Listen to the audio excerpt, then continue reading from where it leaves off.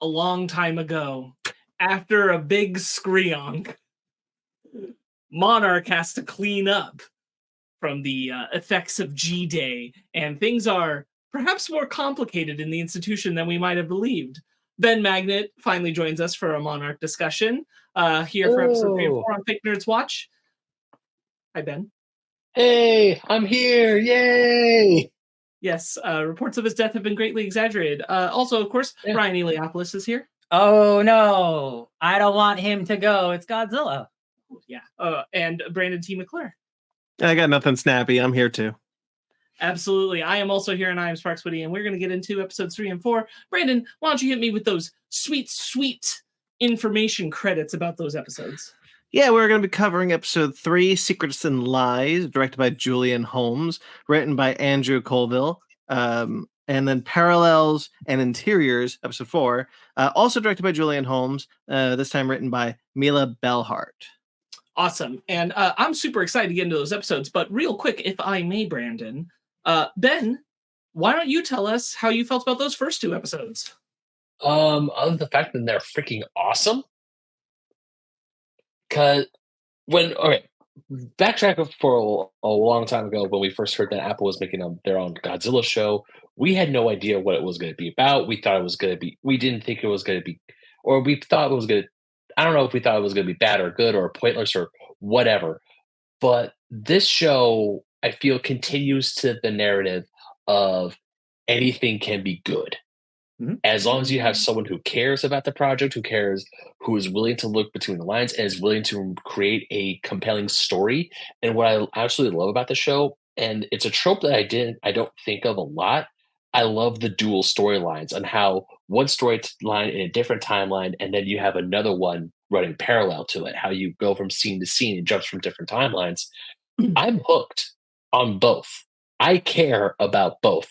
Arguably, I like the past a little bit more, only because I like seeing them face Godzilla for the first time. I think that's interesting because with us, like in the Monsterverse, we only know Godzilla from the 2014 films and the stuff beyond, but them actually interacting with Godzilla. And even in the 2014 film, you see the B-roll from Monarch, where like when Godzilla first pops his spine out of the ocean in the whatchamacallit, in that island. It's really cool. It's like, I want to know more about what happened back then, and we're getting that, and I think that's awesome, while we're also getting the aftermath of what happened in 2015. So I think the show is absolutely amazing. I love the cast in both. I just love how everything is interconnected, and it's not like this, like, oh, I have to watch this, and I have to pick up this really tiny line from Comics Gone. It's like, oh shit, John Goodman is this younger guy in Monarch. That's actually cool. That makes sense now. That's why he's on Kong Skull Island, because he's trying to fight Godzilla, but he finds Kong instead. This is great.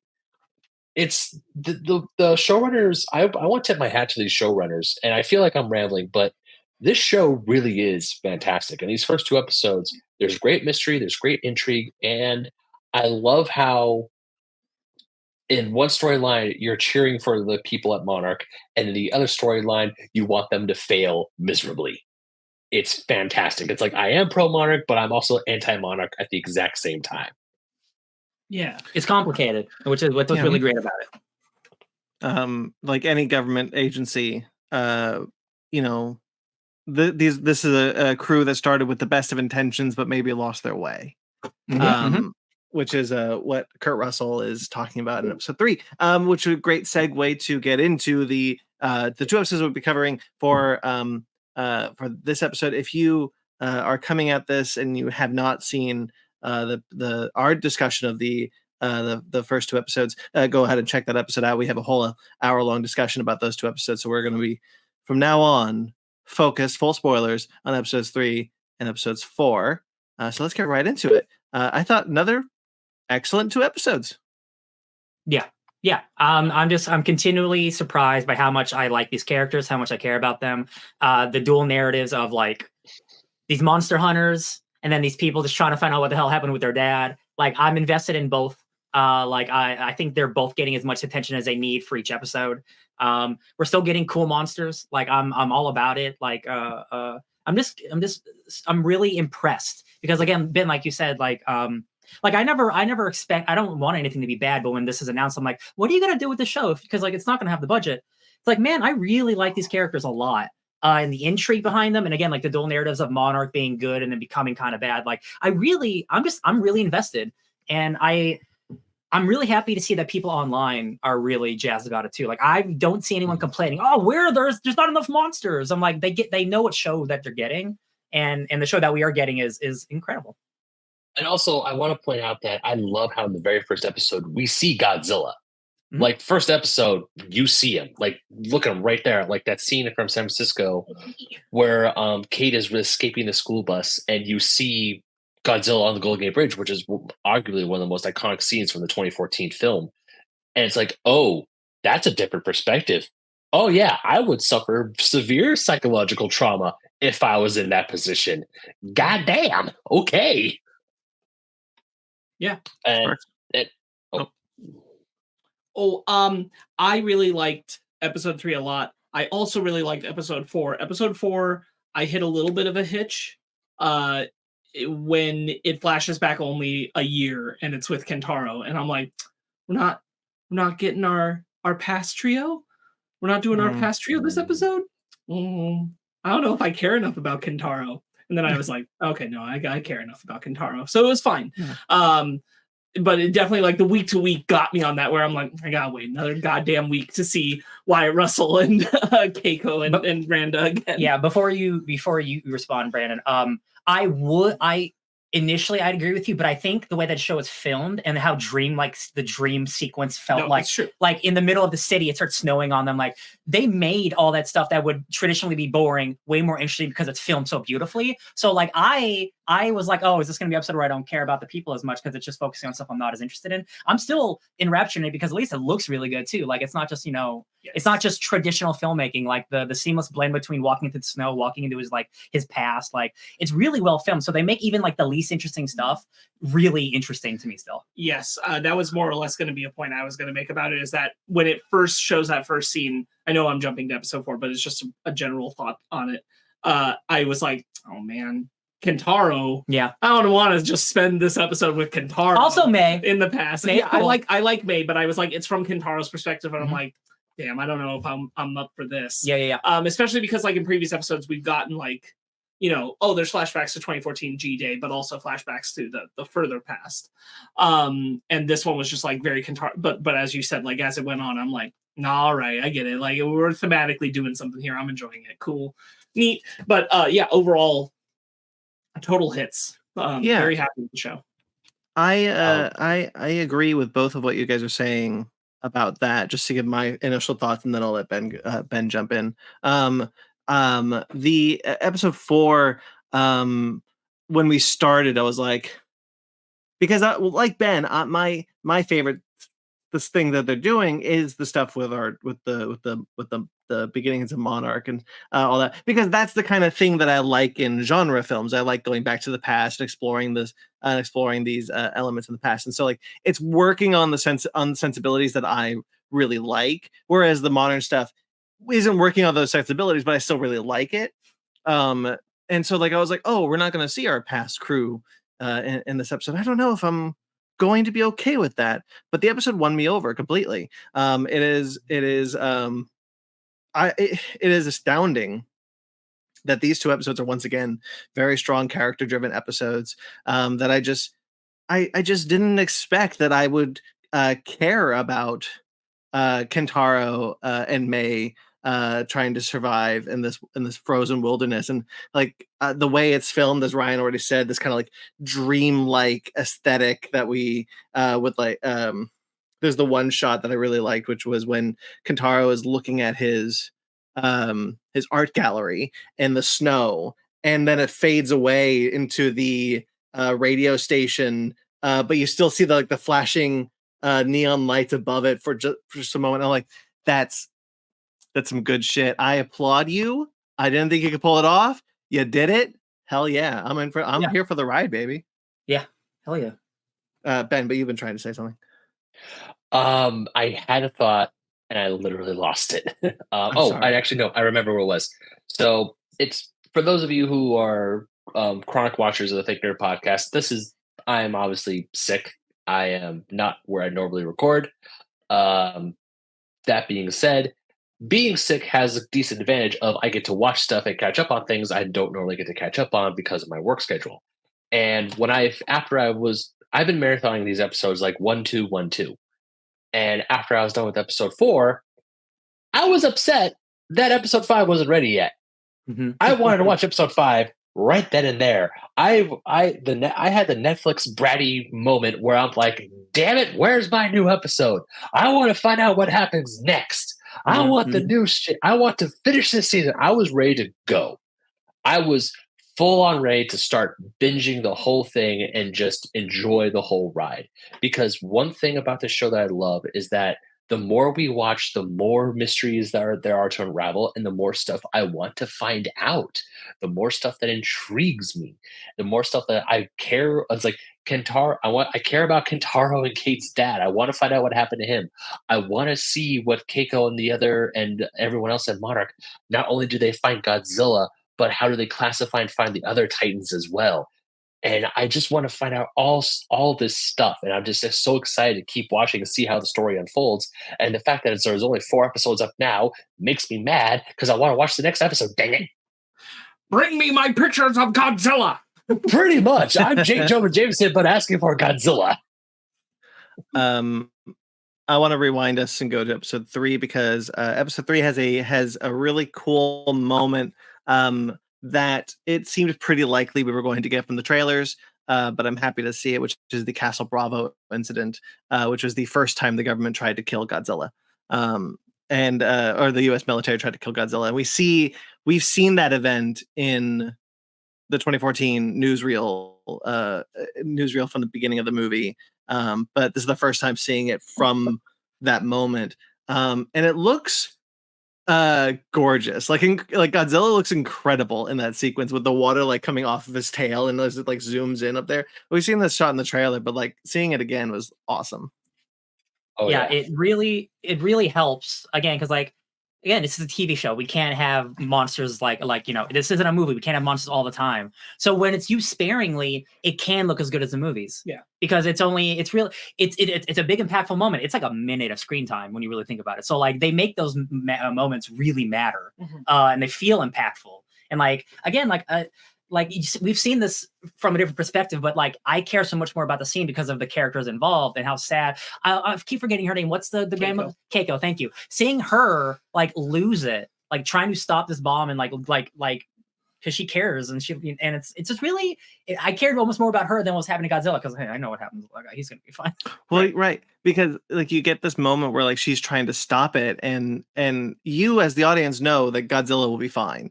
But she doesn't know this. So she's kind of like, oh my God, we're going to kill this thing. And I cannot let that happen. And it's such a really powerful scene that kind of like, again, it reframes things from the 2014 film in a much more nuanced way that I really appreciate. We talked about this with the bridge scene in the first episode. Like once again, we're taking something that we know from the 2014 film and adding to it to make it a more nuanced moment and not just something that's throwaway. I really appreciate that show for this.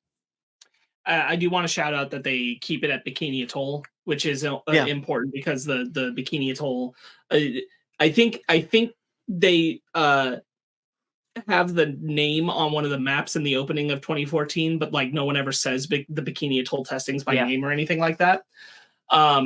But it's important to keep that history, I think, when possible, because it is the Bikini Atoll testing specifically are the ones that inspire the creation of the film Godzilla. They are the direct one-to-one atomic bomb testings that lead to the creation of the film. And so I just like glad that they made sure and made clear, because also like even though again I think it's very barely referenced in the credits of 2014, would have been very easy to not get that right or not acknowledge that was that location. So it's just, I appreciate when they keep that like the little details, historic connection intact. It's important that it was that place. And it's great again for our characters because like they ask the military, yo, we need a shit ton of uranium because we want to use it as bait. And they're like, oh, you want a big bomb? Is that what you're telling me? Okay. That line that Randa is like, how would you do that with 150 tons of uranium? Let me explain. Like White Russell's like, hold on, let me explain that, please. Oh, so more than when we dropped on Hiroshima and Nagasaki together. Okay, well, it's gonna give that to you. Again, the military sucks and they do what they do, but like, it's kind of a win for Monarch because Randa comes after. He's like, I went and I talked to the guys to see if there's any. Not Randa, Shaw. Thank you, Shaw. If there's any salvaging this, and I asked for the moon because I didn't think I'd get it, and they gave us more. We talked about it in the last episode, and obviously I was bringing some episode 3 knowledge, but I was trying to keep it focused on what we got in 1 and 2. But like, definitely like 3 is a central part of. We were talking about how the militaristic value and the scientific value of Monarch is directly put in its origin at odds in this episode. And how that plays out even into the current time period of 2015.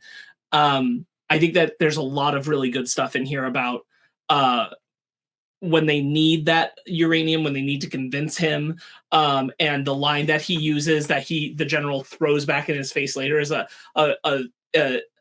imminent threat to global security. An existential threat.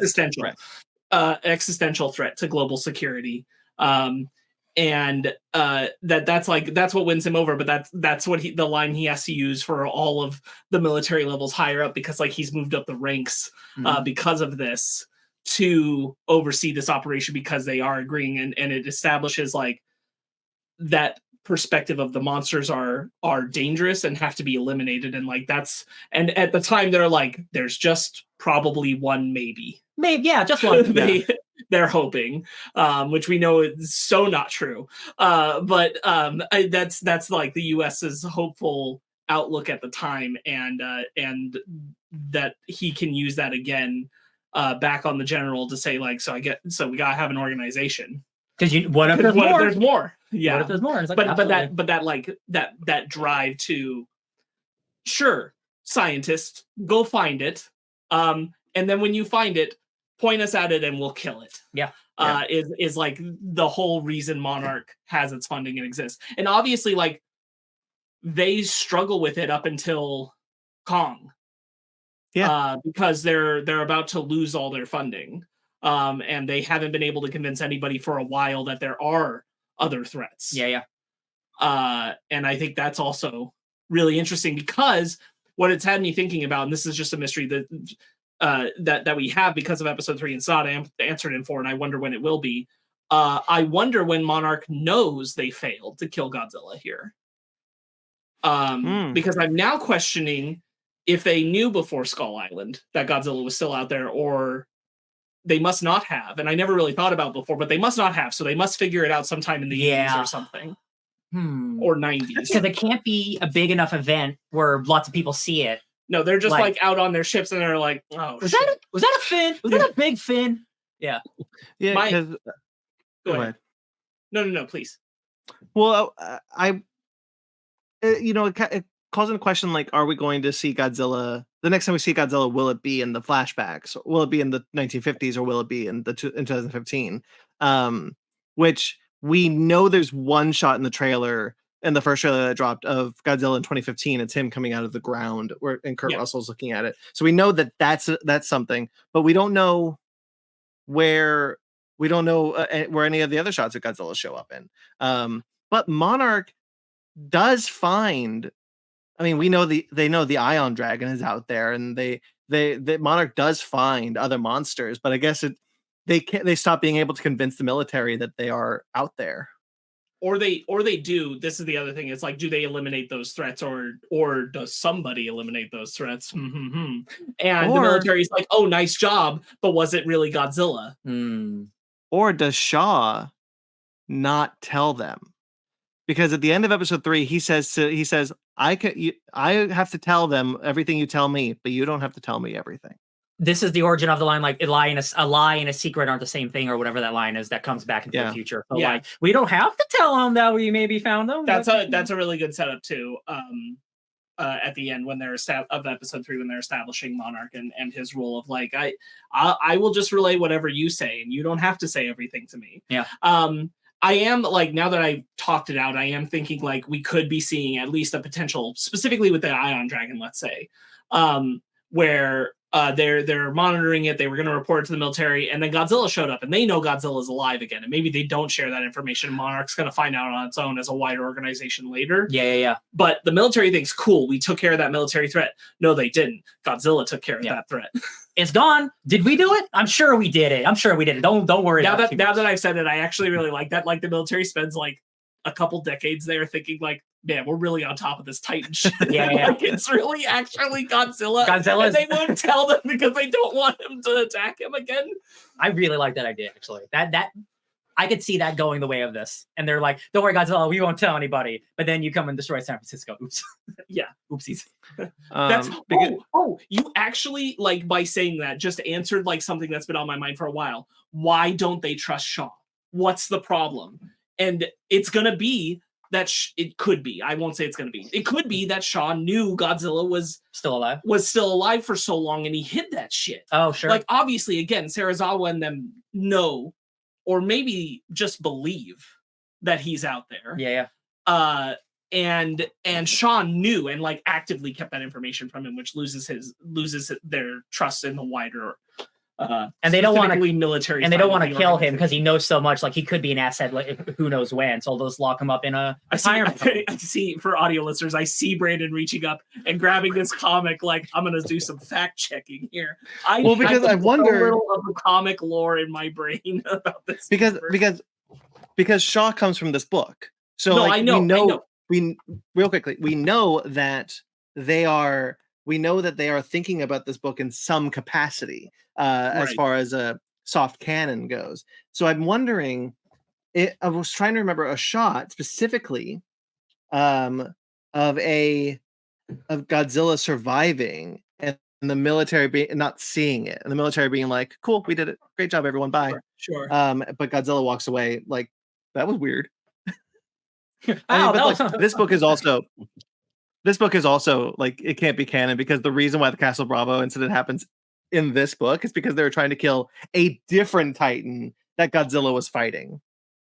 Oh yeah, that's why it's soft canon. Like we'll just pluck. Soft canon. Shaw's cool. We'll pluck Shaw out of there. That's okay. Like all but one of the Monsterverse comics are like, all right. Yeah. You Anyway. want to speak of the other one? That being said, like I am really interested in, like we talked about in the first 2 episodes, that what did Shaw do to get him in this position with them? And obviously there's juicy stuff ahead, but and it has to involve Titans, because like if there were no Titans, like there would be nothing for him to do to get exposed this badly. Yeah. So it has to involve Titans in some capacity. There's something about this secrecy that I'm really interested in. Anyway, in episode 3, I really. This is some of the sharpest written stuff in the Monsterverse. Is this Monarch origin creation stuff of the needing the military facts on the ground, like this is why we gotta do it. Even the general admitting, like, look, I get it, but like this is how it gets done, or it doesn't get done at all. We're the United States, baby. Like, and especially at that point in time, it's very much a like we can't even kind of look weak right now. So I get where that comes from. I love the fact that they took a giant mold of Godzilla's foot and brought it to a warehouse. There's just there's some dude with like cement, like that image. I'm like, that's a really funny scene. One of the things that I thought was really cool about this so far is that we've already talked about this with the first 2 episodes, but the stuff in this 1950s is not linear. And so where we see them here is 2 years after where we last saw them, which was the discovery of the Ion Dragon in the Philippines. And you'll get that, right? What I really love about it is like, you understand it's been 2 years. They all act like they are 2 years on from that moment. They are all very good friends at this point. They're all a family. And they're like, you want to keep doing this monster thing you want to keep being monster hunters. cool, but if you want to make a difference, we need the military. Like you get that relationship right away, and I think it's really cool. That's a wonderful point, Brandon, because I did want to bring up that when we started episode 3, and this is the point in time we were at, I was like, I don't know why. I honest to God thought we were going to pick up right where we left off with the Ion Dragon. Sure. Like I thought the jumping around part was just like getting us that setup of when they lose Keiko, and then like everything else was going to be like more linearly in the past. Yeah. And so when we started episode 3 and it's like, no, it's a couple of years later, here we are. It's the Bikini Atoll test. And I was like, oh, wild. I don't know why I didn't consider that this might be what they were doing, but this is great. Because it's so much better when you can rely on talented actors to convey that deepening of a relationship, so that we don't have to spend a lot of time on like, did they kill the Ion Dragon? No. Did they get away? Obviously, yes. Is that an important part of the story? Not even a little. Let's move on to this particular point in time. No fluff. When an important part of the story is happening with these characters, and trust the actors to play the amount of relationship development that's happened in between. Yeah. Genius. I loved it. I love this. We've talked about it in like the placement of time for all the different segments. Feels like a comic book. This is very like, who's surprised with the creatives behind it, but like it's also in the visualization, I think, most prominently in these episodes. In particular episode 4, I feel like I'm watching an adapted comic book. Yeah, definitely. Yeah. One of the things I really appreciate about this is this is also one of my favorite shots in the series so far, maybe of the year, because it's the fade cut between Kurt Russell and Wyatt Russell. It's so good. It's so good. And it's like, it's so easy too. But like, because like, it just like, it really works. I'm like, oh man, they really do look like each other. You just sit there and you're like, man, what graphics did they have to do that? And it's like genetics. Man, that deep, those deepfakes are getting really good. Hey, say what you will about Maple Babies, but at the same time, I'm really glad this father and son duo got cast in the show, because it's working for me. If you're a good Nepo baby, I don't mind. It's when you're bad and you're still successful. Like, you're only here because of your name. That's the thing, is also like Wyatt Russell's not someone who like he funnily enough, like you think about Kurt Russell's career, like he is not a person who's been a star ever since he was born. Yeah. Like Wyatt Russell has only like recently really come into his main standing. Well, Wyatt Russell was a hockey player, and then he got injured and said, I guess I could go into acting. Sure. He's one of the football players in 21 Jump Street. He has the tattoo. He's really good in that movie. I need to rewatch that. Yeah. He was in his 20s. Oh, Brandon, he was a hockey player? Like NHL hockey player? I don't know enough about hockey to say anything more than he was a hockey player. Oh, Ben's on it. Sports update. Ben Magnet. The path that we don't need to talk about that much. Wyatt Russell and Kurt Russell, I think we talked about it a bit last week. I think it's really great getting to watch them play the levels of this same guy from two different ends, and I think that's only going to get more complex as we go into the show.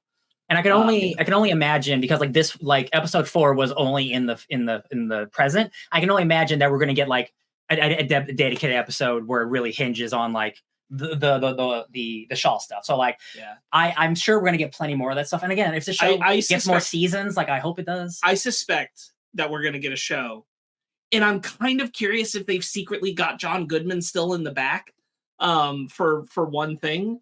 But I think we're going to get an episode focused on like after the loss of Keiko. So after the loss of their grandma. Yeah. What Randa and Shaw's lives are like at that moment in time.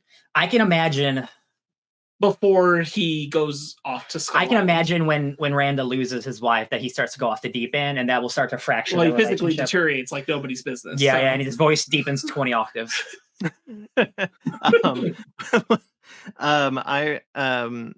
I really like how Kurt Russell plays a 90-year-old man. And when he's like, the car chase is really cool. Just like, it's a really cool, like kind of like shot scene. But I love the like, where's the key go? It's like, you gotta push the button. What button? Because like Kurt Russell as a 60, probably like a 70-year-old man would know that cars have buttons. But Kurt Russell as a 90-year-old man probably wouldn't. And again, he's been in jail for we don't know how long. So cars, like technology has advanced so much. Like he's still working off like he has like a monitor from like the 70s, like on his belt, basically on his ankle, basically.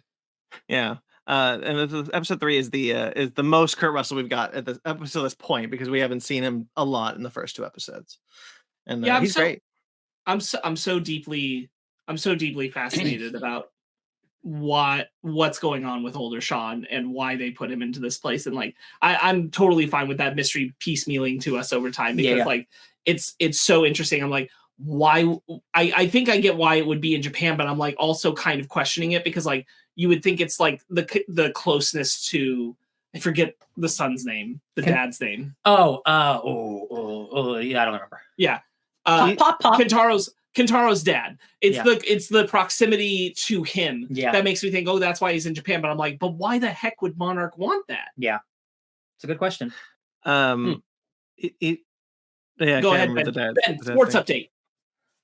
So he was a goaltender, but he never played for the National Hockey League. He did play for a bunch of semi-pro and pro leagues over in Europe. Like he played for a Dutch team in but like Brandon said, his hockey career was cut short due to injuries. And yeah, that's cool. And now he's like Captain America and like Dr. Godzilla. And I'm like, man, like the best thing that ever happened to you was getting hurt, bro. I mean, talk about if you look at Boston Russell, which is Kurt's other son, with a different wife, he doesn't look anything like his dad. So they like really lucked out with Wyatt Russell in here. Yeah. And even if like he didn't look like him, he'd be like, oh, it's still cool they're playing father and son, but like, bro, you look like your dad, man. I mean, like young Randa doesn't look anything like John Goodman, so like I'm just kind of gonna live with it. Yeah, if they just found a good young actor to play him, but it is charming and fun to watch a father and son duo play these 2 different points in time. And old man Shaw is like, he still kicks us. Like he still has connections in Korea. Like when we need to get over here, so we're in Korea. I know a dude at border crossing who can help me. We got to fake get arrested though. Like that whole sequence is really fun, because like I obviously think like I thought that was all real. Like, yo, they're about to go to jail. They're about to break out of jail. No, we need this window. Yeah. And I'm like, oh, you had this plan, bro. It's really good. Like that whole scene was really fun. Which I think works well with May's like absolute disrespect and distrust of him. Yes, I think that all pairs really well to what's going on. Ben, any other thoughts on episode 3 you'd like to jump in? Episode 3, obviously the Bikini Atoll test were the best scene in the show, in my personal opinion. Just that whole sequence of them not only finding Godzilla, testing the bomb on Godzilla, Keiko trying to stop the detonation, and even the scene where it's like, hey, I asked for this and he rejected me, and they're like, and like how both Billy and Keiko are rejected. Is like, yeah, of course, we're not gonna get anything. He's like, yeah, he said I didn't ask for enough. Yeah. We got a blank check. We have more shit than we know what to do with. And then they're all, they get all excited because it's like, okay, yeah. I mean, Keiko was still bummed about, blowing up Godzilla, but like we said, spoilers, Godzilla's fine. And it's just I love seeing how Monarch started. And as we said before, how they lost their way. Because when they started, it's like, we're going to try and find these monsters. We're going to try and study them, maybe try and figure out how we could deter them away instead of killing them. And, all this other stuff, because you have Keiko and Billy who are like, let's discover them because we could find all these amazing things. And if we learn from them, and then you got the gun-toted Neanderthals who just want to go pew, pew, pew, pew and blow shit up. Right. That's the US way, baby. Going back to episode 3, I also really do enjoy Kurt Russell, because I mean this was the first episode where Kurt Russell really got to shine, especially when he gets into the minivan and he's like, where does the key go? Push the button. What button? I was laughing my head off because I'm like, oh god, this guy's haven't driven in years. There was a guy also like doing like the Zen sand thing. I'm like, man, that Zen is all messed up now. There's a whole car chase in there. Like, totally. We also are introduced in this episode to Duho, who short-lived but made quite an impression. I loved him. Funny man, very funny, cool guy. Really nice. He gets he gets real chilly in the next episode, which is a shame. No, it's at the end of this one. Oh, is it the end? Oh, that's right. That's right. right. At the end, That's right. Oh man, he gets Frost Varked. He gets Frost Varked. I need to. Is that what we're calling that now? The Frost Vark? That's its official designation. Yeah, Frost Vark. Again, another new cool Titan where I'm like, yeah, like at least it's not just like just a giant mammoth. Like that's a cool, unique design, and he still has like cool like radiation. Like he has ice powers. Like it's just really cool and inventive. It looks good the entire way. He absorbs the heat and thus decreasing the temperature around him to sub-zero temperatures. It's like that the Eye of the Storm in The Day After Tomorrow. Oh yeah, yes, that's sure. I need to step away, but keep going. Absolutely, sure. Okay. Keeping it on episode 3. Some of the stuff that I really like about it is like when they are doing. I think May's really great. May starts being one of my favorites at episode 3. I tried to kind of convey it in a backwards way when we were talking episode 2 last time, but I was like, I can't justify all the things here because it's episode 3 where I start to really care about May a lot.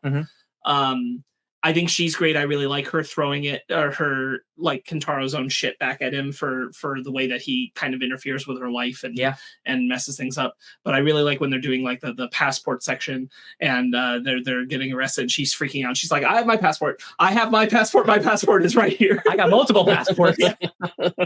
She is definitely like, she's obviously not Monarch, but she's definitely like ex-spy. She's like a cyber criminal. Like she's super cool, and I don't need for them. She's hiding from something major. Yeah, she's definitely hiding from something. She's got like a sister that she talks to. I think it was a sister, right? That yes. She talked to? Yeah. Sister. Again, like everything in the show is getting piecemeal to me, and in other shows I'd be frustrated. I'm not getting enough, but like I'm getting enough per episode where I'm never like, oh, why are you explaining more? Because I'm like, this is a 10 episode series. Like I don't need all of it at once. Like I'm enjoying every little morsel. Like it's like a full 5-course meal every episode for me. Yeah. I actually to extend on Ryan's point. I agree that every character, both Keitaro, Kate, Keiko, Billy, old and young Shaw, I like getting all this information, and I don't mind how slow I'm getting new information. To jump into episode 4 real quick, I actually was surprised that Kentaro was an artist before he became before he jumped into the office job.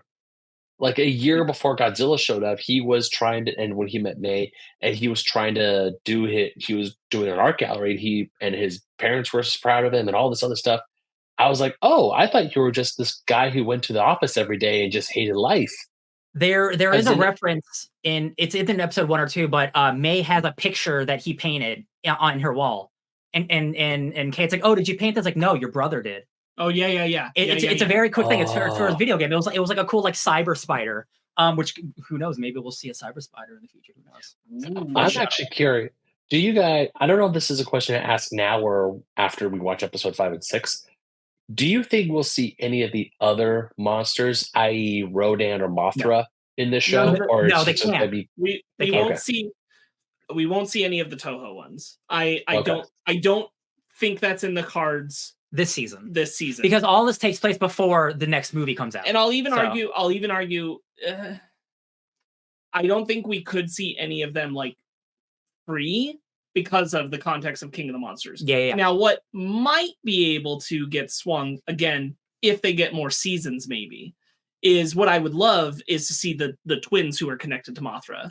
And how they become part of Monarch would be really cool, and probably her egg, but not necessarily, we only see her cocoon, so we could see the larva. That could be like a tease. You could see the egg and the larva before the cocoon. That's possible. That's a good point. So those are options. But yeah, Rodan and Ghidorah, like we can't see them. Now what I've been wondering, Ghidorah's off the table. I was thinking like maybe Rodan as before he went into the volcano.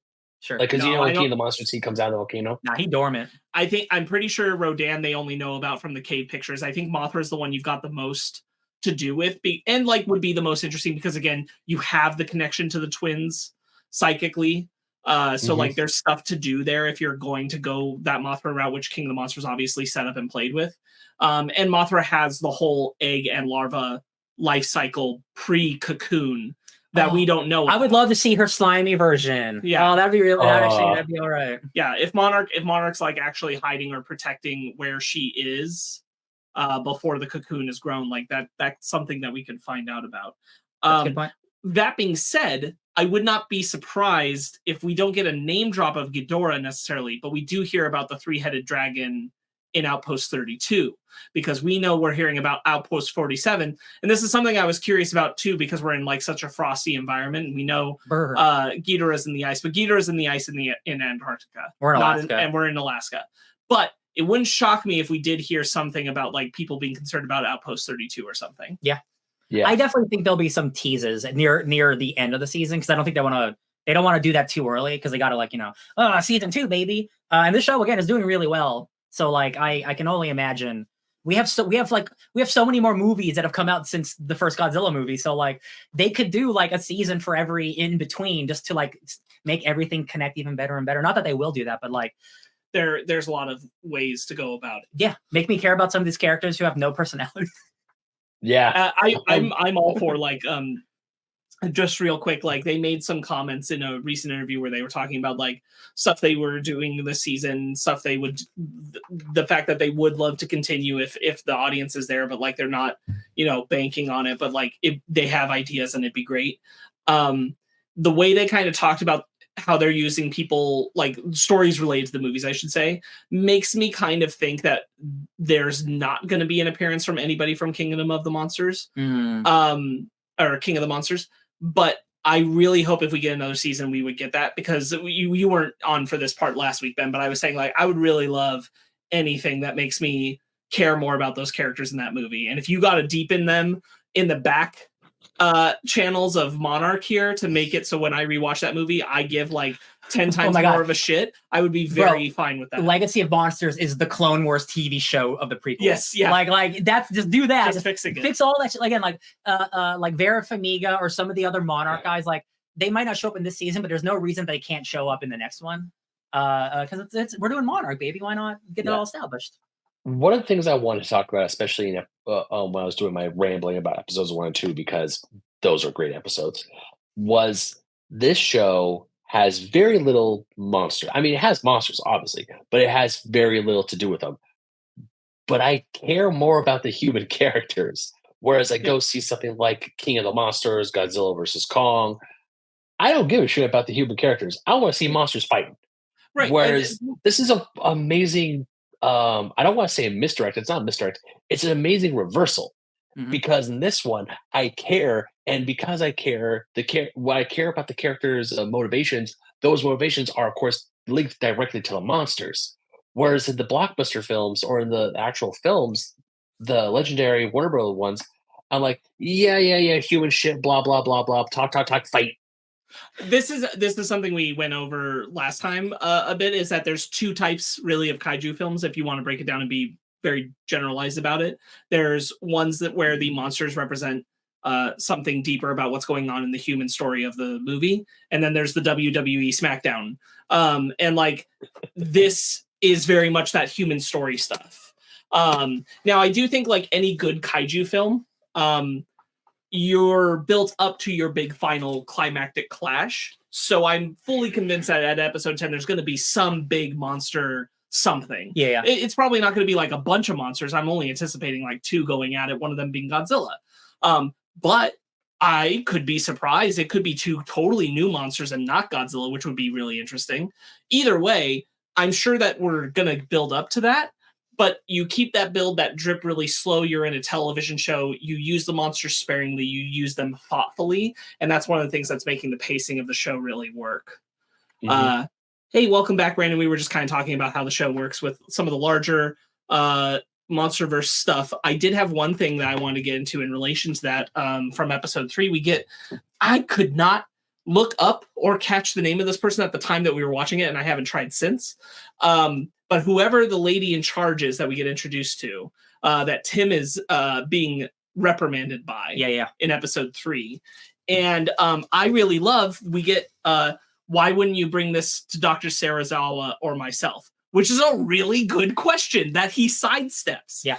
And it's a question that we were having, like, how come if it's altruism, how come Dr. Serizawa is not involved? And there is I think a big question mark. This is getting to a grander point of I think there is a bigger question of like, why isn't Dr. Serizawa involved in some of the things we're seeing in Monarch? And like, what does that mean? Because I do think it means something like I catching Ben up a little bit. I do think there's like functionally different ideologies inside of Monarch, and not everybody agrees with Serizawa's ideology about Godzilla being there for balance, even if it looks like that after G-Day. Mm-hmm.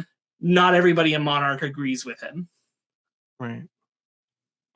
Yeah, Tim in episode 4, he's like, "Hey guys, I know you don't know me. I'm the troll in the basement. Yeah, but didn't we get founded to deal with big monsters? Why are you guys like running away from them? What are we doing?" And I'm like, Tim, you're right. Actually, you got a point. I still think you're just like trying to get a rank up in the system. Or he's a double agent. Like I'm still really unsure. Interested in his angle. Yeah, but like, he has a point of like Monarch. Like y'all are like, you should be doing something. Maybe it's really impressive how uncomfortable he makes me feel when he shows up at the end of episode 4. Yeah, hey guys, and I'm like, oh no, Tim's here, bro. I love and like, his bodyguard. She's so buff, and she's always just like, I'm just here to look good and kick ass. I'm like, hell yeah, French lady. You just look good.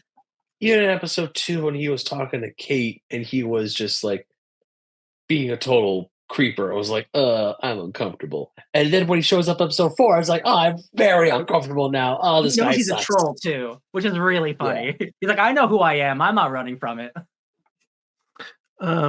I had to leave before we talked about Frost Vark.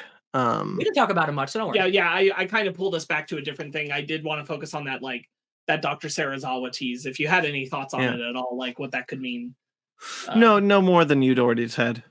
Yeah. I'm really interested in like who this lady is too. Like we don't get a title. She's obviously like important. Like the director. Or something. Right. But like, this is again going back to, I fully suspect that Serizawa was not a high profile figure in Monarch, but he has to be now with the way she name drops him. And so like, I'm really interested to get some like hierarchy clarification and titles about who this lady is, who Serizawa is in relation to her. I want the Hideki Anno episode where it's just all the people in the boardroom talking and cutting between names like, who are all you people? What do you do? Yeah. I want all that.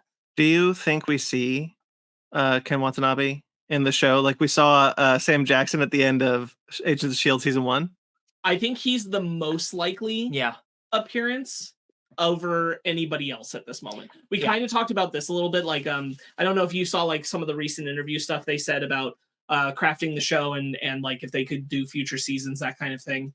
But one of the things that they said was kind of just about the not stepping on the toes of the movies ahead, but like kind of getting to do whatever they wanted. Mm-hmm. And that makes me kind of feel like, at least for this season, they're probably not trying to do too much direct King of the Monsters build-up. So I don't expect to see any of those characters, ones that are introduced in those movies, show up here. Serizawa is the one I think would show up, but if he doesn't, like I'm not going to be mad. It would just be like a cherry on top. I would also accept just if you couldn't get Ken Watanabe for this, which is fine if you couldn't for whatever reason, scheduling, whatever.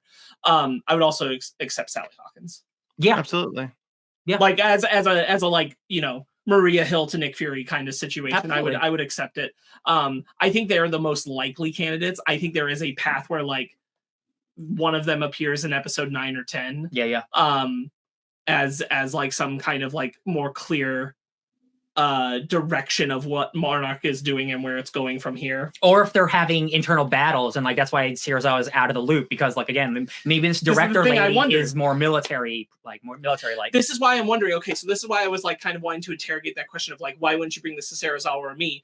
Is it because we don't have enough information? Is it her or Serizawa? Is the situation inside Monarch? Yeah. So is she asking, are you team me or are you team him? That's what like it kind of felt like without them saying a lot. And I could just be reading into it, but that's kind of the impression I got. That's a good question. I personally, I maybe didn't read into it enough. And I just thought it was that she and Serizawa are just the two top dogs. And she's like, why didn't you bring it to one of us? Right. Yeah. You know, not to say, but she could be playing sides. I think like, and I don't want to blow it up beyond like what the show's actually giving us. Yeah. But I do think like it's just baked into the show that like something is rotten in the state of Monarch. There's just clearly there are different agendas. And maybe it's that there always were, and now everyone's kind of trying to get on the same page because G-Day happened, and now like Monarch's more important than it's ever been in their history because of that. And that might be like what we're figuring out. But I am curious, like, are there people with like purposeful bad agendas inside the organization working against each other, and are we meeting some of them without knowing it yet?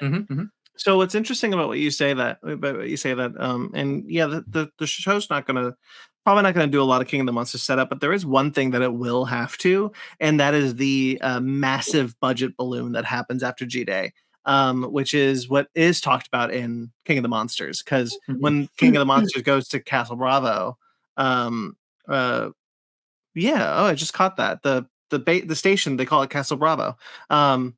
The little substation underneath the oil rig, that is only possible because of a massive budget increase that happened after G-Day. So it could be that not only is Serizawa more important within Monarch, but now Monarch is trying to deal with the fact that they are more important than ever. They now have to be the face of this, and they're not quite prepared for that. I'm really interested in like where that could go. And I think like the thing that tips me off on her that I don't have a lot of trust of her is she also seems to have a negative reaction to Shaw being released. And like what we know about Shaw is that Shaw, at least what we know right now, different information could be revealed. But what we know about Shaw right now, he was very much in the Keiko, Randa, and I would kind of say spiritually Serizawa camp of how he associates with the Titans. And Tim is seemingly not by his association of not being happy about Shaw being free. So now it seems like neither is this lady, which has me questioning like all her motives and that kind of thing. I don't see Tim's motivation as not being happy that Shaw is free, because Tim is very laser focused on the Randa files. Like he wants those files for some reason. And what we've already talked about is for some reason, Randa's son, the dad, kept those files from Monarch. And if he was working for Monarch, why would he do that? So Tim is like, Tim is not so much mad that Shaw has escaped, but is mad that he has the Randa files and Shaw and Tim wants those. That's how I saw it anyway. He is laser focused, and I hope we get some answers for Tim soon. Yeah, he's a little goblin man. Sparkz, I have a struggle with Tim that I'm wondering if you can relate to, because there's a character in the show called Shaw. I keep wanting to say Tim Shaw, yes, I understand. Doctor Who villain. It's a Doctor Who villain.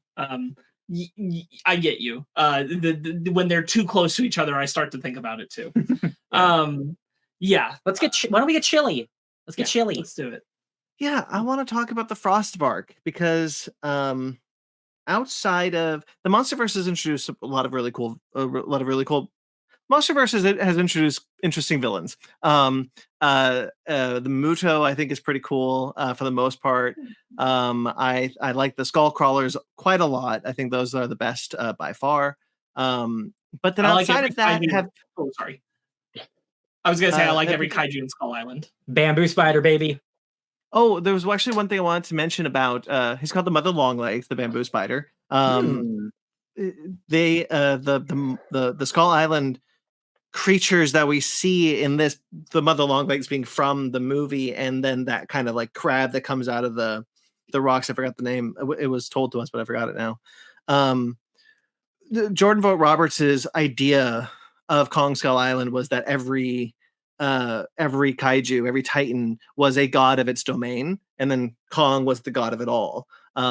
Which is why they're all such which is why they all kind of can integrate with their surroundings. That's why the spider's legs are bamboo and the crab is rock, and that's why the Manta Claw. Mantle Claw. That's a pretty cool name. Excellent.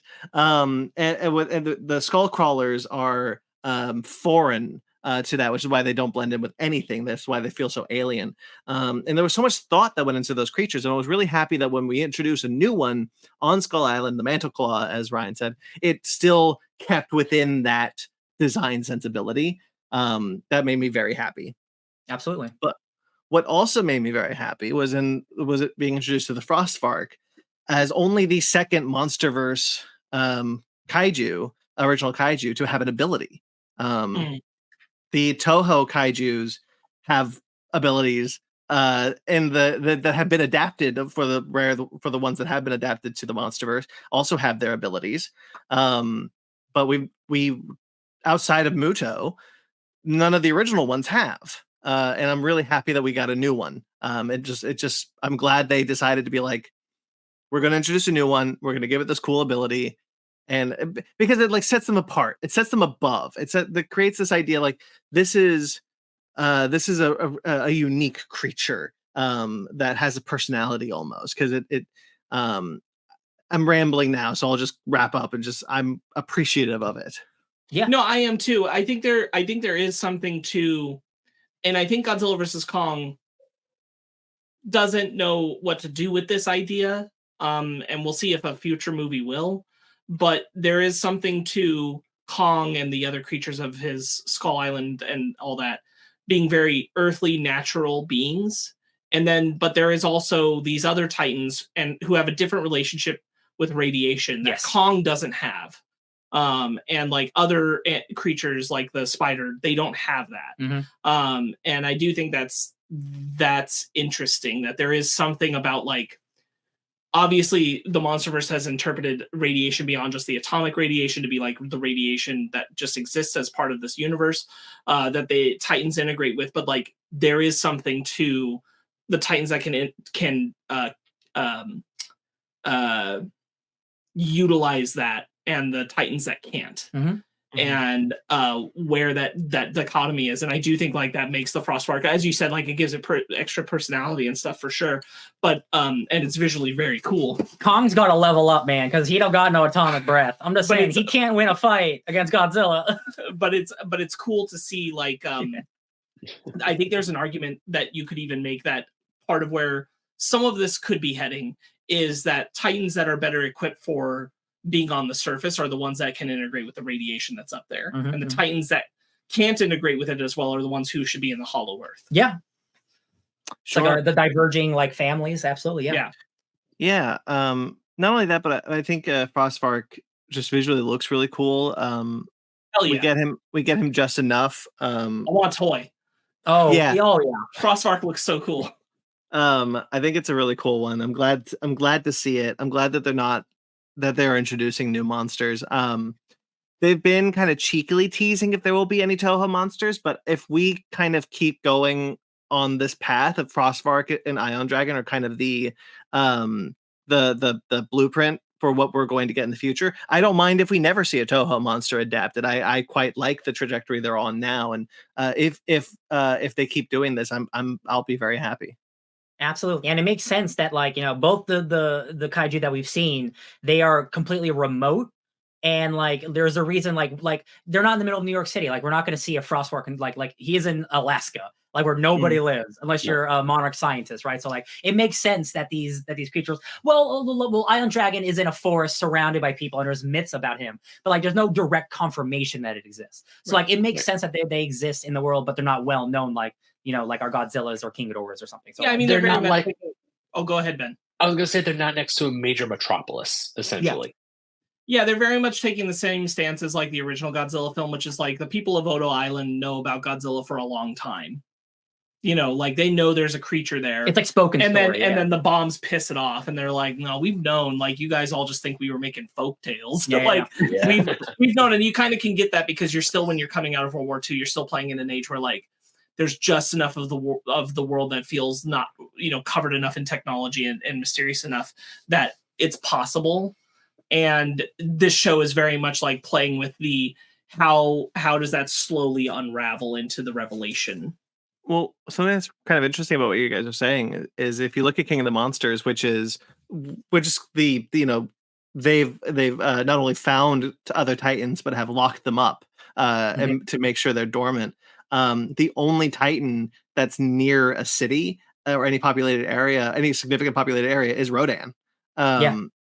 outside of that, all the other Titans are in either scarcely populated areas or just remote areas. And so that's in a volcano, which no one is trying to go to. And so like Frost Vark and Ion Dragon, it's not a stretch to think that like, yeah, the reason why the reason why we don't see them is because they're mostly, these smaller ones are mostly in remote locations that people just wouldn't find anyway. It also helps, they're not Godzilla size. That's also helpful, yeah. Right. Both Ion Dragon and Frost Vark are small by comparison.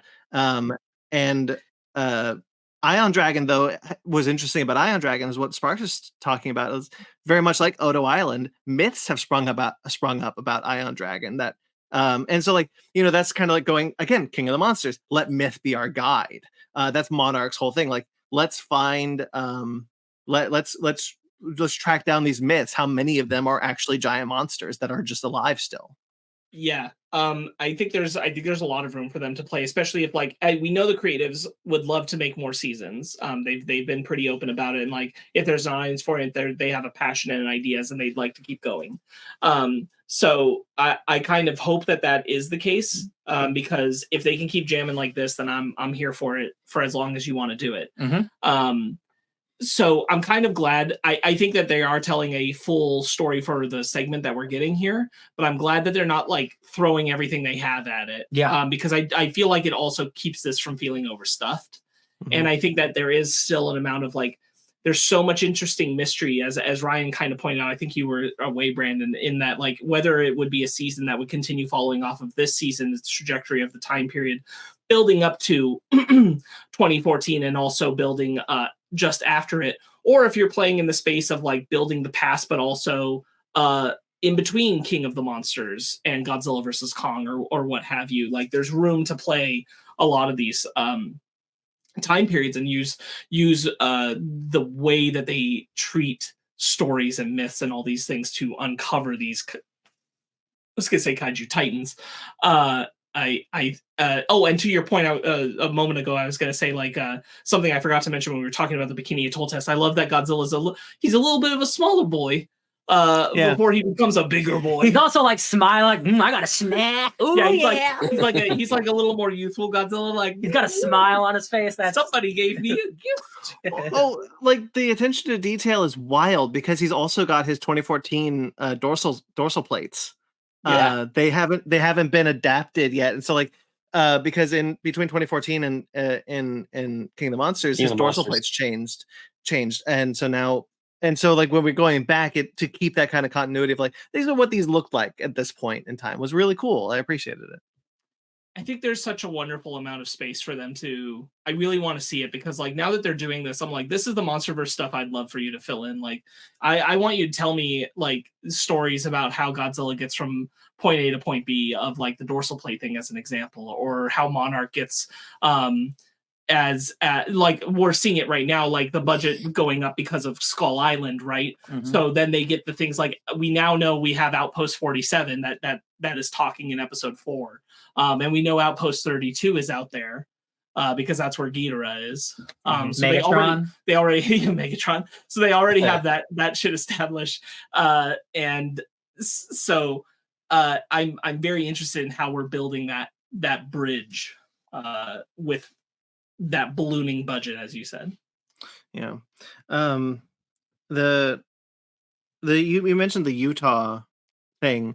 That's a really cool scene when she's like, hang on, wait, the last time we saw readings like this was just before G-Day. Like that like made my spine tingle. I was like, oh shit.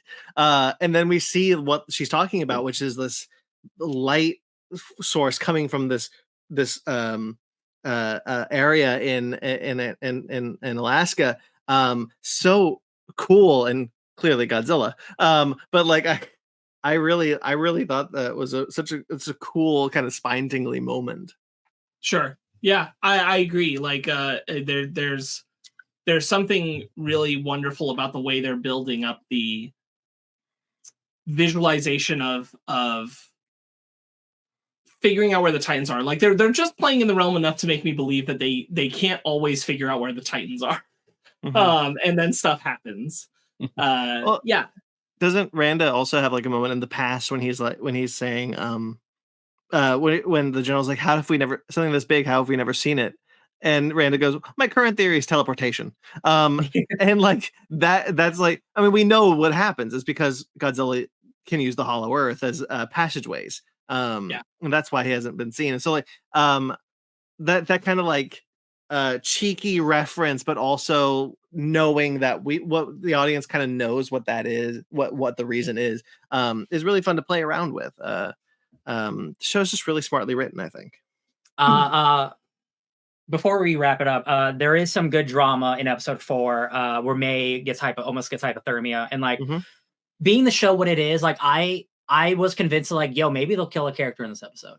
And like because like and we got enough of her and her relationship with Kentaro where like that would have been devastating, like that would have been like awful, and like what do you do in the situation? But like I like May, so I don't want her to die, so luckily she didn't. They were able to wrap her up in some aluminum foil or whatever, so like that's cool. But like I thought the drama was really good. Like we mentioned at the very top, where like this could have been a boring episode, but they even made like maybe like quote unquote the weakest part of the season where it's just following Kentaro still like captivating because of how it's filmed. And like this is not a lazy show.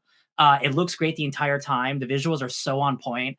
I'm impressed, even with like a part that like could have been bad or boring. Was like I'm still enthralled because like you're doing just enough to like keep me enticed the entire way. Yeah, and you definitely mentioned how it's filmed, which is an element of it. But like, I do want to shout out that I think the writing is also really strong. Like, on paper. And I want to be clear that I think we're all talking about this episode is like on paper, this could be the weakest episode, but it's smartly written, it's smartly shot, and it comes out as just another solid episode of a continuously solid show. And I hope that we continue to get solid episodes as the show goes on. Yeah, if this is the weakest of the episodes, then this is like one of the best shows of the year. Like, give me a break. Like. It's like one of your oh god, it's like this episode not the greatest, but as a whole, it's not like the Great Divide and Last Airbender, where you could totally skip the Great Divide and you wouldn't care. This one is like it's not the greatest episode, but at the same time, there's a lot of great moments in it. It also does a lot of good stuff to set up the story and also set up more stuff with the characters that you have to watch it. The Great Divide, Airbender. Just trying to look at it, like what episode are you talking about? The one where the two different groups have their different beliefs as they're walking the path, and the Avatar gang is trying to get them to cohabitate again and work together. Ben, I'll take your word for it. I don't remember this episode at all. Yeah, it's been a long time for me. Don't worry about it. In terms of episode 4, I really, really like the transition stuff between Kentaro and May between the 2014 and 2015. He's like laying in the snow. When he's laying in the snow, he looks over and she's there. Dude, yeah, it's a really good one. The pencil shaving stuff in the snow leading to his dad. Yeah. The revelation of his dad feeling like his dad pushed him away by pushing him towards the art show before he was ready. Yeah. And like the way that I love you. Congratulations, I'm so proud of you, like the hollowness that's in there, and like the relation to that of like the last time he saw his dad as he's communicating it, that all worked really well. I agree. I also really love it's a really like hell yeah moment when they see the chopper, and it's cut so closely to the last time we saw Kentaro that the episode does kind of try to fool you that maybe it is an unrelated thing. Right. But when Kentaro like opens the door and you're like, no, I called the chopper because our dad fixed this radio so that we can get out of here. Is a really solid like fist pump moment. Like hell yeah, I'm so excited. I'm more convinced than ever that there is a specific reason why Kurt Russell is 90 years old and does not look it. Sure. I'm not there. I'm still not there yet, but I'm not ruling it out. But right now I'm still like, nah, he's just a spry old man. There is a line.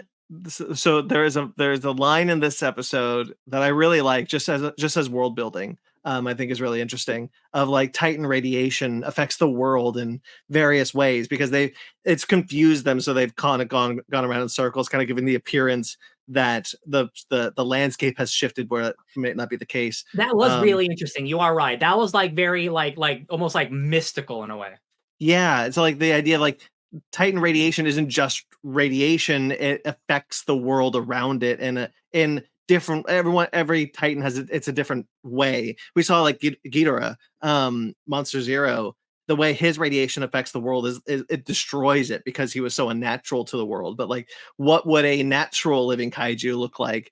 And the only thing that we saw was in King of the Monsters was when for some reason the Mutos caused overgrowth in Vegas. But like created this kind of like idea, like Frost Vark's radiation has this kind of mystical effect on Alaska, on this area of Alaska, is really cool. And to me, kind of points to some Titan radiation made it so that Shaw doesn't age. That is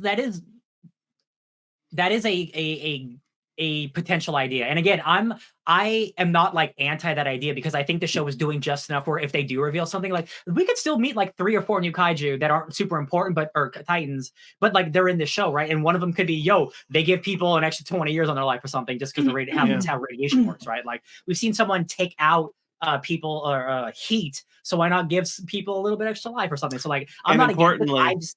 I just need more. Importantly, Randa wasn't there for that one. Yes, definitely. I wish you were, bro. Whatever happened, Randa wasn't there. Yo, man, the next 15 years are going to be rough. No, wait. What if it takes the years from Randa and gives them to Shaw? God. Holy shit. That would be so silly. I would love it. What a comic booky nonsensical thing. That'd be fantastic. I'm not against it. I'm absolutely not against it. Again, like we've talked a lot about how on the Fichtner podcast there will be moments where we talk about how certain aspects of storytelling look to be the most boring way. Not to call you out, Ryan, but to use an example you used once, which was when it was very clear that Harry Osborn was going to be Venom from the first trailer that dropped from Spider-Man 2. Sure. And you stated, I was hoping they wouldn't go the boring route. And not to make a statement on that game, but it's not necessarily what could be on the surface a boring route. With the right writing, with the right passion, with the right team, with the right X factor, with the right whatever, what have you, something that could be boring on the surface, like even this episode that we talked about. On the surface, this could have been a boring episode, but it's not. And so anything. As Ben said in the beginning, anything can be good. Even the most boring, predictable thing in the world can still be exciting. That's true. And when we talk about Spider-Man 2, I'll talk about why I still don't like that in the game. But like, to use an example that even I'll use is, Blue Beetle. Blue Beetle is not it's a very traditional, by the numbers, very kind of like you've seen this before, superhero movie. However, I think it's excellent because it's not because it just is. It's written with a lot of passion. So like, it doesn't always on the surface may look boring, but something can be exciting just by its execution. And I think that's really cool. And I think the show has done enough already where I'm like, yeah, I trust whatever the hell you're gonna do. I'm here for it. Look, I'm not gonna call Monarch the best show of the year or anything now. But what I will say is I'm getting a lot of Peacemaker-y vibes in the sense of like, you didn't expect this has really knocked into an A+ range that I wasn't anticipating. Yeah. And we're not even halfway done yet, which is crazy. Yeah. My wife and my sister-in-law both can't wait for the next episode, and that's wild because their interest in the Monsterverse prior to this was like, I like Kong Skull Island and that's it. Well, again, when you no matter how cool monster fights are, it's a 2-hour movie where you're following people, and if you don't care about the people, but this is the thing: is it's like it's not just that. Oh yeah, they're enjoying watching the show. Cannot wait for next episode status. Like I am itching for more of this dang Monarch Monarch Legacy of Monsters show which is just when we heard about it, not at all where we thought people would end up. Oh yeah, I'm agreeing. Oh yeah. Yeah. I do believe this is going to be on my top 15 of the year. If we continue on this trajectory, I do believe it'll hit my top 15. There's a good chance, yeah. There's a good chance, yeah, for me too. I've been thinking that. I'm like, I don't know, man. If it keeps hitting like this, Godzilla might be in my top 15 twice this year. That's wild. Same. That being said, I did want to spotlight just in episode 4. I think they do a wonderful, again, like that dual language turn thing that we talked about last time, where it's the first time Kentaro meets Mei, and she assumes that he can't speak English. Mm-hmm. And he can, and he catches her in that. They're little, like, not falling in love, but like starting a romance kind of story. Really, really is charming as it goes. Absolutely. I really like Mei. I like her a lot as a character. I really hope she doesn't die of hypothermia. If she didn't in this episode, I'm not worried about it. Yeah, I think she's okay. I got pins and needles in this episode. I was like, man, if you kill Mei, I'm gonna be really bummed. Yeah. I'm not gonna hate the show or anything, but I will be bummed. Yeah. I also really like there's a character moment that I want to shout out for Kate and Kentaro, which is when they discovered that their dad survived the plane crash, which we find out a little later that wasn't a plane crash. They hug.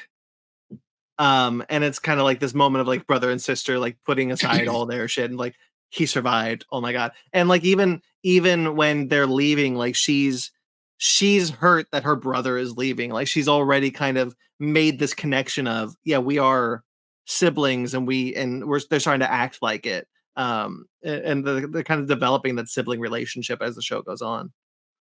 Yeah. Yeah. Ben, looked like you were about to say something. Nah, I didn't have anything else to say. Okay.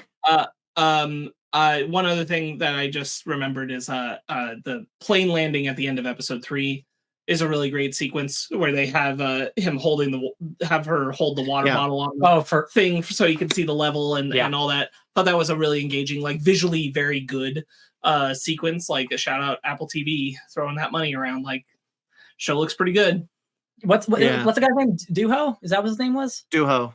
He's like, you're the craziest pilot I've ever met. And I'm like, hell yeah, brother. I want to know your friendship.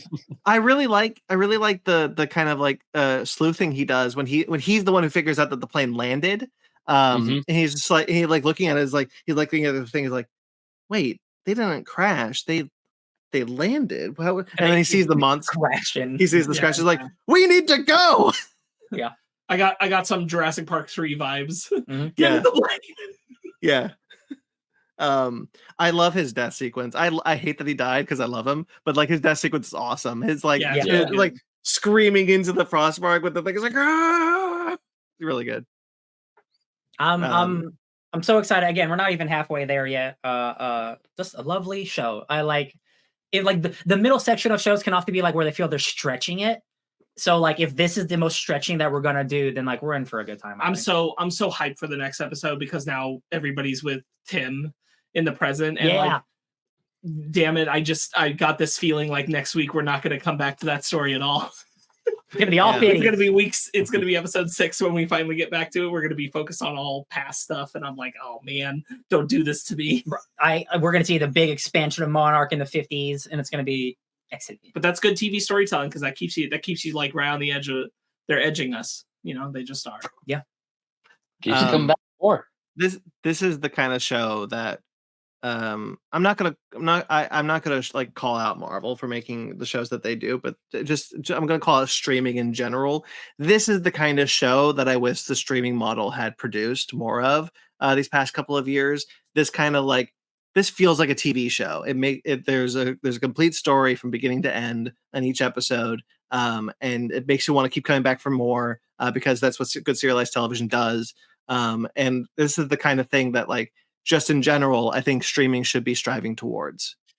This is speaking to the Peacemaker comp. I feel like they're both like shows that they strive for exactly what they need to do to tell the story, as in the service of what they're allowed, and they're exemplary examples of that. And knowing and crafting and caring about what each episode is doing for you and how they're fleshing out those characters you might not even be convinced you would like spending time with, like as we said in this episode, or certainly like what we initially thought with Peacemaker, just like the average person's disinterest with Peacemaker. And then these shows just prove themselves. And I do think it comes down to like part of the difference is that like, you know, Monarch and Peacemaker weren't put on a flow chart because they said, well, we need this show here.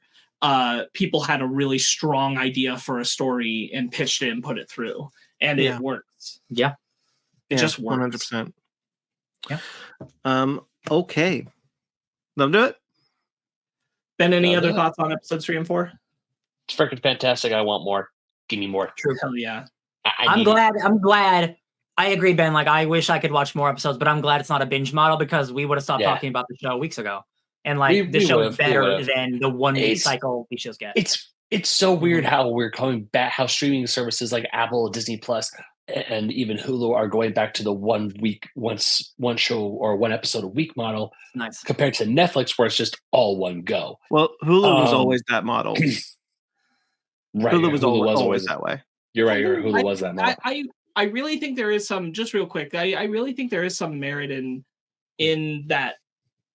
Not every television show needs this necessarily, but I do think there is some merit in like the mediums are different between television and film. And part of what's engaging about television is being able to watch it with other people or know that other people are watching it who you can talk to and have that like cliffhangery episode drop. Because like, yes, you can do that with movies, but generally movies aren't designed with that. Like they're supposed to give you everything and then you kind of discuss it. You don't like ponder, what could this mean? Where is it going kind of thing. Television is supposed to give you that. Serialized storytelling is supposed to give you that. And like the feelings that we've had, Loki season 2 also did this for a couple of its episodes. Oh yeah. For me, like by being week to week. But I love talking about Loki. But what I love about Monarch is definitely like the episode 3 ends and I'm like, oh shit, that Titan is so cool. I can't wait until we're back. And then we go back to the next episode and I'm like, oh man. And I start the episode on a low note because like I get the Kentaro flashback stuff and I'm like, I don't know, man. Is this going to be the week one? Yeah. And then I really enjoy it. And we get to the end and it's like, it's me, Tim. And I'm like, oh no, I need it. I need it now. That's what it goes the signs of a good show, man. Like you want more, they make you wait. You got it. And it's I love this show because it can stand on its own. It doesn't feel beholden to the Monsterverse. Like it is a Monsterverse show, but you could just watch it because like this is a Godzilla show. Yeah. And like it is beholden to the continuity of the Monsterverse, but it tells you the continuity of the Monsterverse that you need to know for the show. It has the room to be able to be like, yeah, William Randall was on Skull Island. And we just met him. There you go. You're done. It's very like new Monsterverse friendly. Like you really don't have to have seen anything to get a full picture here. It just adds to it if you have.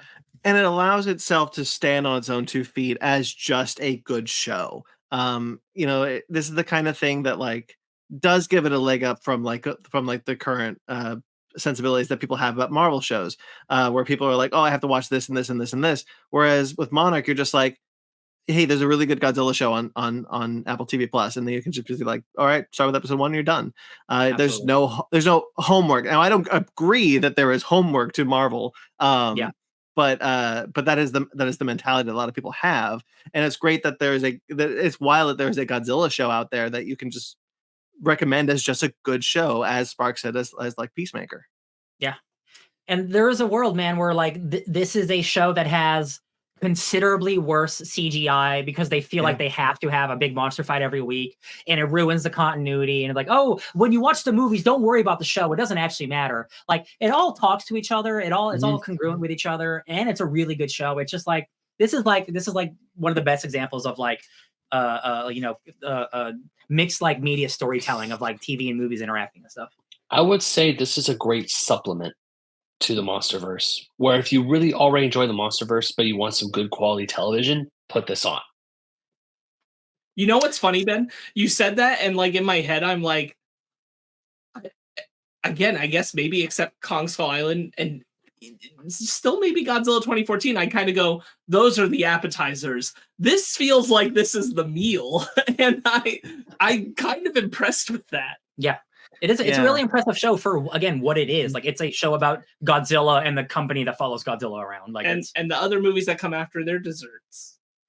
Yeah. Well, certainly the one coming. And one of the things that I love what Chris Black said, or I think he was the one who said it, but someone talked about how it was important for them to get the characters right, because that's why you come back week to week.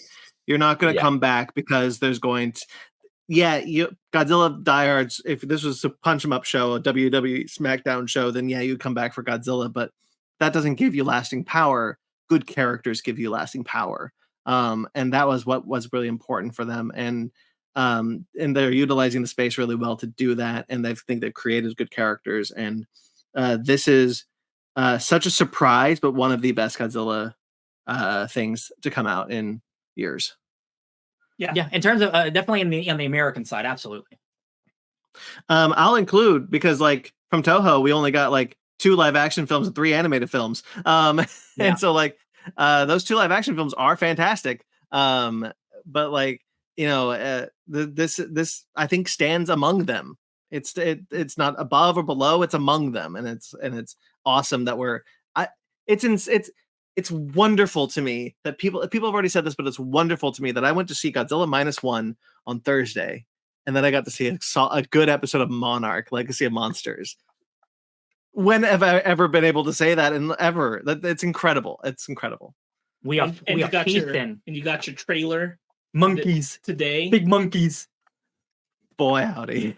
Boy, that's gonna be balding King Louie is gonna be fantastic. Can't wait. That's gonna be fun. All right, but let's call it there. How about? Sure, sounds good. Loving it. All right, so guys. Excited for more. Next time you see us will be the next 2 episodes 5 and 6. So stay tuned for that. Thank you for joining us. How are you guys enjoying Monarch? Let us know in the comments below. We probably won't read them. Actually, you know what? I do kind of read. We only get like 1 comment a year, so like I do read them. Yeah, I'll read the one that we get a year. We always read them. Yeah. I hope that same person comes back from the Strange New World. What is this show? No. The one who's just like, who cares? Bro, you do, because you commented. Thank you for the engagement. That's true. There's plenty more Fictors watch shows for Invincible is one going on right now, and we're catching up Star Trek Lower Decks, things like that. Go to our website, fictorpodcast.com. All the shows are listed there. All the links that you can find of where you can find them are available there. That is linked below at fictorpodcast.com, where you can also support us financially if you'd like at TeePublic or Patreon. Linked on our website and linked below. You can find us on Twitter, Instagram, and Facebook, all at Fake Nerd Podcast, fakenerdguys@gmail.com. I'm at BT McClure on Instagram and Twitter, where you can also find me writing for atomicgeekdom.com. Ben, where can people find you? Well, they can find me on the internet at BenMaggot27 on Instagram, Twitter, TikTok, and Threads. You could also find me writing for Old School Gamer Magazine, Fusion Gaming Magazine, GoNintendo.com, and play Mary Frankenstein in D and Dark. And Sparkz, where can people find you? You can find me getting my Screonk on at Sparkz Witty on Instagram and Twitter, SPARKZ Witty. And Ryan. You can find me excited to learn the history of Tim the Troll Man with next week's episode at DJ Tony Snark all over the internet. Let's think of the same fucking thing. All right, guys. Like this video, subscribe to this channel, rate and review wherever you get us. Until next time you see us, stay fake nerds.